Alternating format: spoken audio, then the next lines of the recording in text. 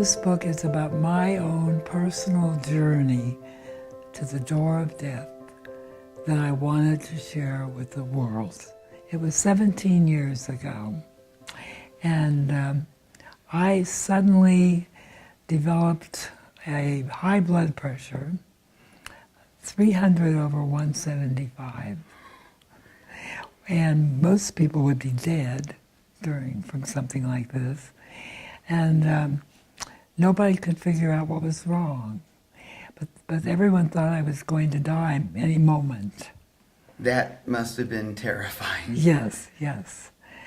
So this precipitated a terrible experience. Obviously I survived, but that's what the book is about.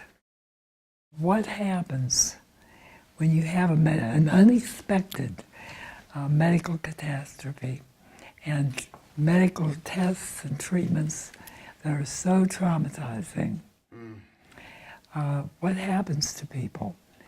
It's a different experience than having cancer and knowing you're going to die ahead of time and planning for it. There's no preparation, right? All of a sudden you're told you're on the edge. Right, right. So it causes people to search for the meaning of their life. And the big questions, huh? Yes, the big questions. And I wrote the book in the first person present tense, as though it's actually happening. And I had been a healthcare provider who felt like I had it all, perfect health, traveling all over the world, giving talks and workshops. And suddenly I was in the situation where I was a patient and a nobody, and I was at the mercy of the medical establishment. Yeah. How do you deal with something like that? I was lucky that I knew how to do something called mindfulness. And as therapists, as psychologists, we always have to observe ourselves and observe our feelings. So it means standing next to yourself and watching yourself.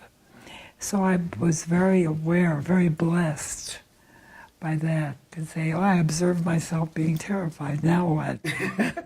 But it does cause you to question life and meaning of life. And is there God? Is there a God? What is God to you, if you believe in God? And so your spirituality is questioned and dealt with. You find out a lot about yourself. What's really important? Yeah. Have I done everything I'm supposed to have done in this life? Is there another life? Is there a life after death?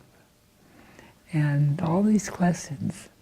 Well, right before the surgery, I was all alone in my room, and I suddenly experienced a presence in the room with me, and a great feeling of oneness and love, and my anxiety went away, and I felt close to God. After my surgery, I didn't have that feeling for a long time again. Well, one night I woke up, and suddenly all this information was coming, and I had to get up and write it down, and I spent 2 hours writing it down.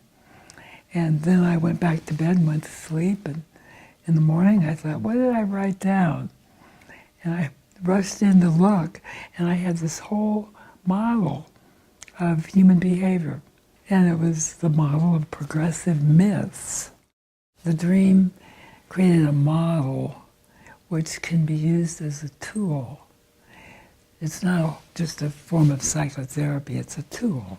But I've been using it to help people in my practice. My myth was that I was in good health. And then suddenly, my myth was shattered. So I had to rebuild that myth and have another myth. Nancy, who would be drawn to a book like this? Physicians and nurses and other healthcare providers. And most importantly, people who have gone through similar experiences.